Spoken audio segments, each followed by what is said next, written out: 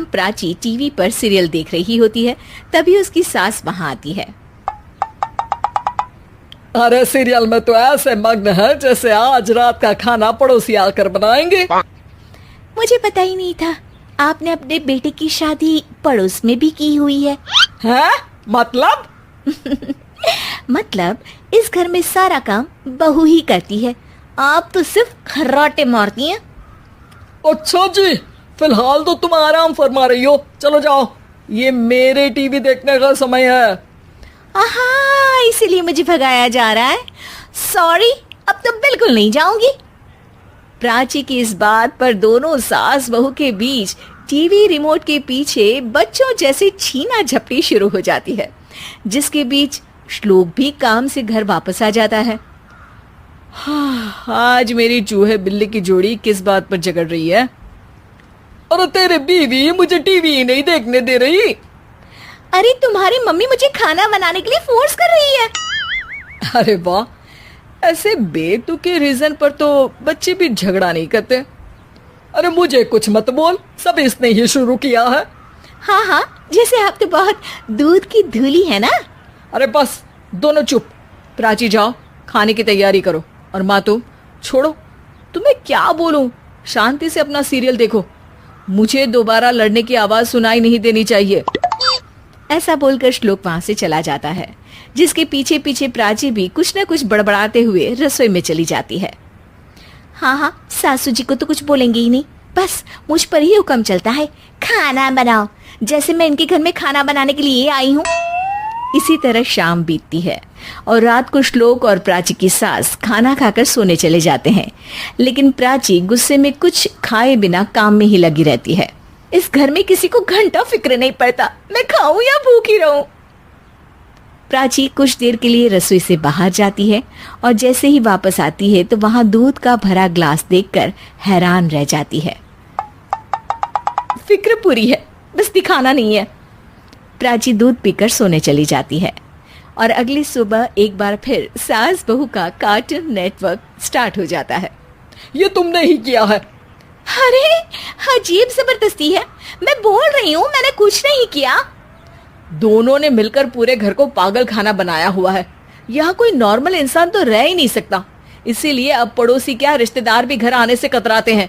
और सुन बेटे, तू भी चंगा, तेरी माँ भी चंगी, तेरी बीवी भी चंगी, रिश्तेदार।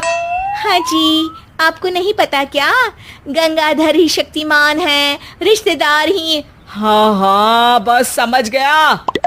कभी जानवरों जैसे लड़ेंगी तो कभी जुगलबंदी करेंगी। भाई मैं आप दोनों के बीच में नहीं फंसना चाहता।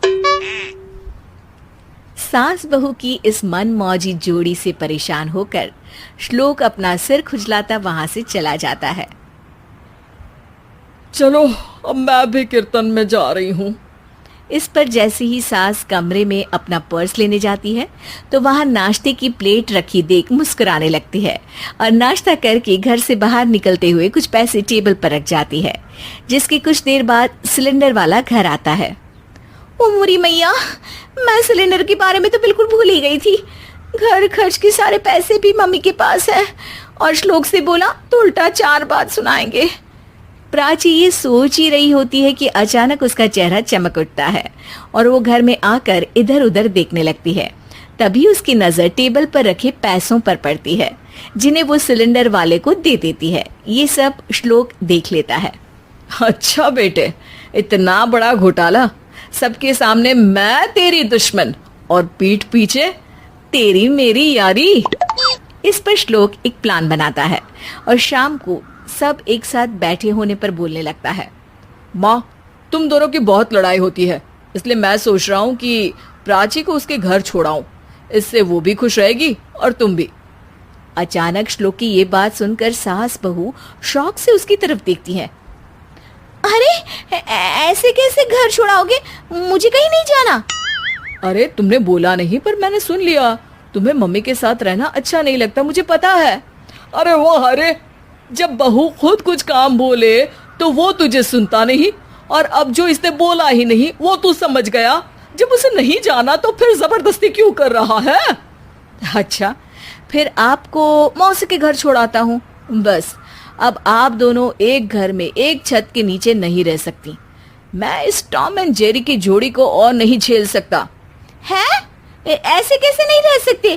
तुम्हें इतनी दिक्कत है तो तुम्हारा बोरिया बिस्तर पैक कर देती हूँ, लेकिन मम्मी जी कहीं नहीं जाएंगी। बिल्कुल यही सुनना था मुझे। अगर दोनों में इतना ही प्यार है फिर हर वक्त ये लड़ाई का नाटक क्यों करती हो? देखा मैंने कैसे माँ किचन में दूध रखती है और तुम उनके लिए कमरे में नाश्ता रखती हो, और कैसे वो पहले ही तुम्हारी दिक्कत समझकर घर में पैसे रखकर बाहर जाती है। अरे भाई, इतना ड्रामा तो डेली सोप में भी नहीं होता जितना तुम दोनों ने इस घर में फैलाया हुआ है। तू हमें टॉम एंड जेरी बोलता है ना, तो याद कर वो दोनों भी एक दूसरे को बाहर वालों की बुरी नजर से बचाने के लिए हमेशा सबके सामने लड़ते थे, लेकिन अकेले में दिक्कत के समय मदद भी तो करते थे। बस हमारा रिश्ता भी कुछ ऐसा ही है। और वैसे भी अगर सास बहू में तू मैं नहीं होती तो दुनिया वालों को कहानियां कैसे मिलेंगी?